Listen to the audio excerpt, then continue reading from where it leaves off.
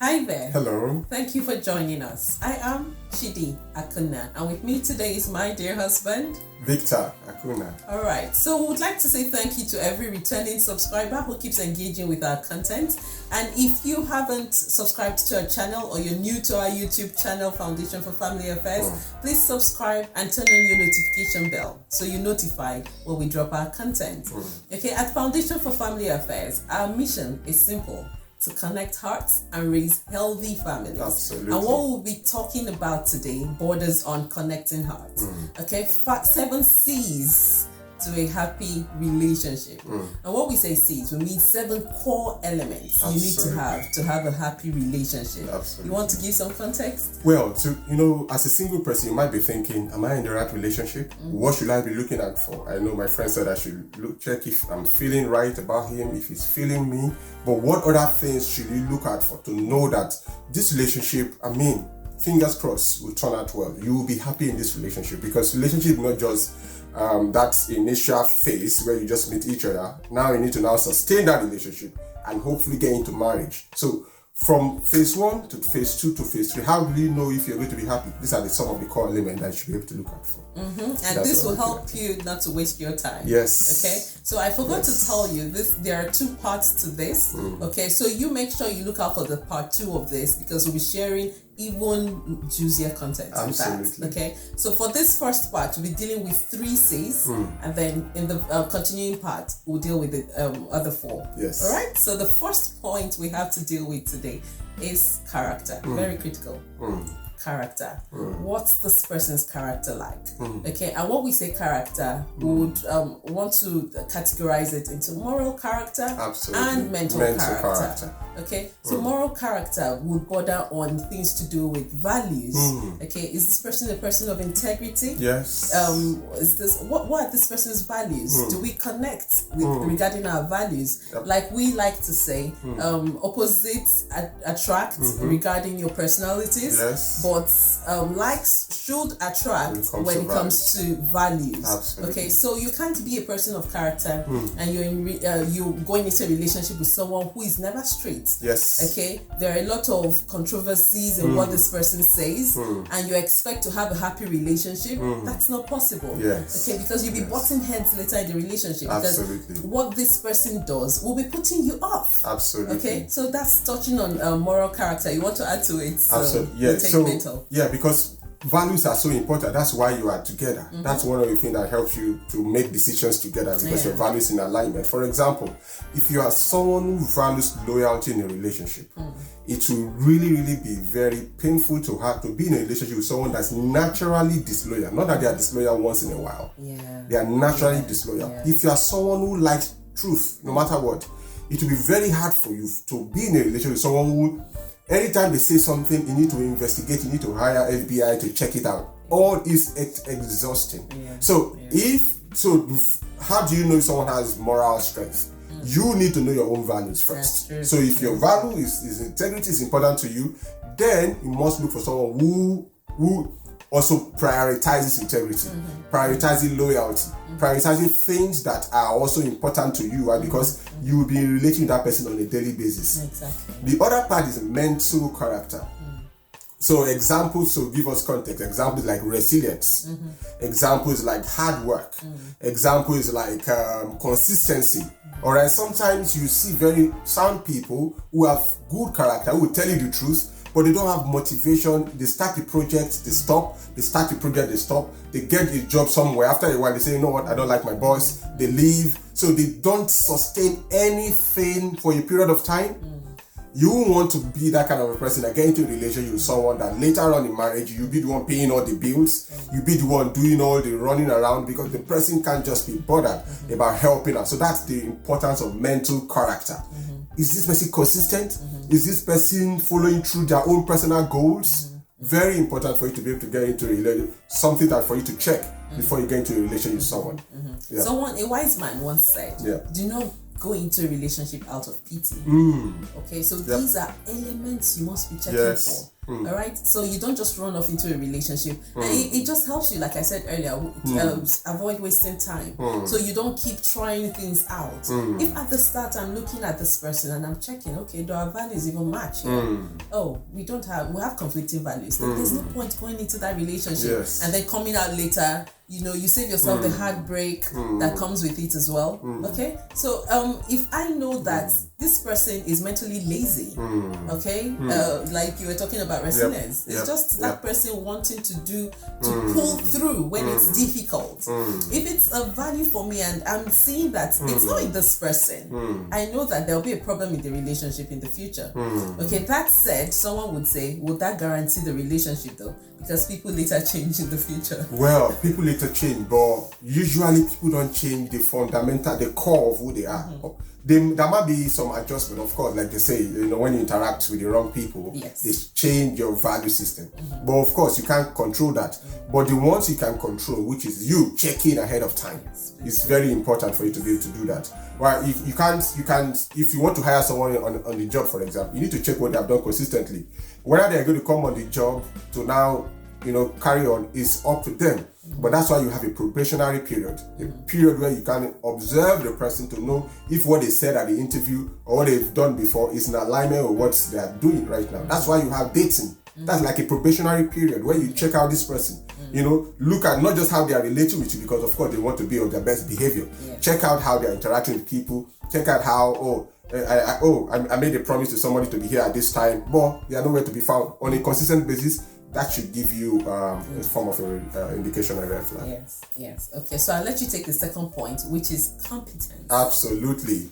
Competence is so important. Why? Because after you've gotten married, what are you going to be doing together? You have to chase something. All right, marriage is not just an end in itself.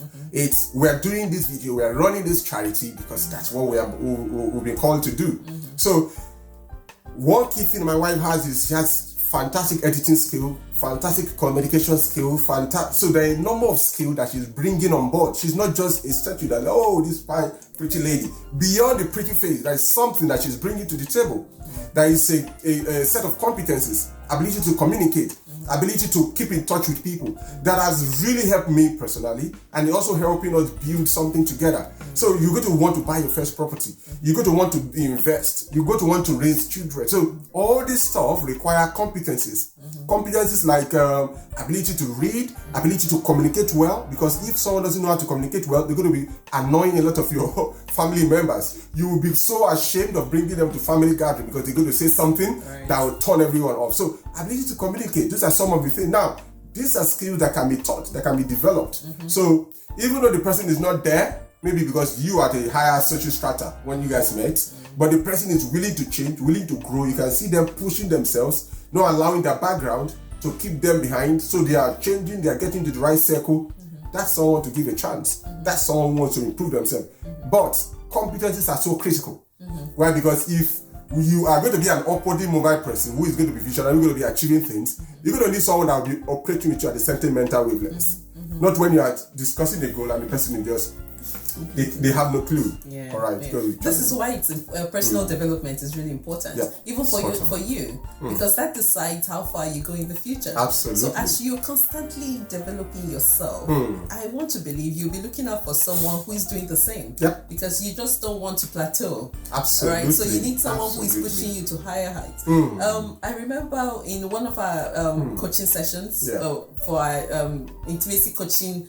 Intimacy builder program for singles. Okay, it's a coaching program we run, and we had this session with one of the ladies who we worked with, and she was through with her session. All right, and we were doing like a follow-up thing, and she had met someone. I remember you asked that question because she was so excited about this person. Oh my goodness, he's upwardly mobile and he does this, and I love this about him, and he tickles me. He's so intelligent. And you asked her a big question: what are you bringing to the table? And it was interesting that it took her some seconds to process that. Yes. Right? Yeah. So we all like these beautiful things. Absolutely. Okay, but don't forget that you're going to a relationship as you are looking out for these lovely things. The other person will be looking out for these things as well. So that's why I said personal development is just important. Yes. Okay, that you keep developing yourself. As you meet this new person, you'll be asking, oh, how can I even contribute to this person's life? Yes. What value can I offer? How can I be relevant to this person? So I don't be in a relationship with someone and the person is wishing he was with someone else. Yes. And this often happens to people when they now get even higher up there and they now look, their partner is not really, it's not fitting into that new office that they have. So you have to be able to pull your weight as well. Yes. Okay. So the third point we'll be sharing with you on this video is charisma. Absolutely. Okay. And I remember one guy, we were asking this in one of our groups, and someone said, charisma is that aura about me. Right, it's the aura of your essence. Okay, I kind of liked that. Okay, so charisma is that thing that makes you look attractive. Absolutely, makes you look attractive to people. Makes people want to help you. All right, when you walk into the room, the way the person carries themselves, the way they dress, the way they present themselves, the way they look after people. You know, if someone is a gentleman, the way he carries himself, the way he helps people around him, that kind of creates some form of charisma. How they communicate. A good example of someone who has charisma is Bill Clinton or Barack Obama. They have this grace, they have this awe, they have this, you can cultivate it. Yes. You can cultivate in the way you carry yourself, in the way you look, in the way you talk. In fact, most of the people in the British monarch, they walk around, they are taught on how to do this. There's a way you have to learn this. So why is this important? You're going to be sticking with this person for the rest of your life. In other words, they're going to come with you to boardrooms if you're negotiating. They're going to come with you to family gatherings, to family reunions, to school reunions, to stuff. You want to have someone that be like, that's my guy. That's my babe. All right. Sometimes we make this mistake, or some people make this mistake where they think, "Oh, that person's so charismatic," and you're just there looking and like admiring this person, and you don't realize that you can cultivate it. Yes. Like ladies will tell you can walk on your poise, on your gait, how you sit. Okay, so these are things that you can learn, and there are tons of YouTube videos you can learn from. Okay, if you see something in someone you kind of like, you say, how is this person able to keep an audience?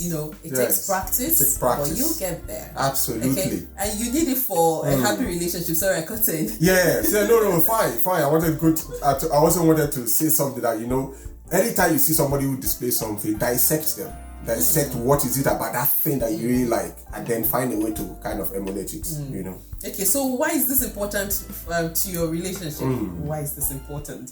Okay, like you said earlier, you might be taking this person to places in the future, especially because you're upwardly mobile. So there are places you'll be going to. All right, very high profile, and you would want this person to meet up. Very important. Okay, and not disappoint you. And there's this thing we've seen working with couples as well. Sometimes you find couples who are not proud of presenting their spouses. Okay, you're going somewhere, you probably have an office dinner, and you're making excuses. You're just coming up with different excuses because you know that if your spouse shows up, it will drop your rep. Yes. If you know what I mean. Yes. Right? So you need to take that on board. The mistake some people make is that they only marry for today.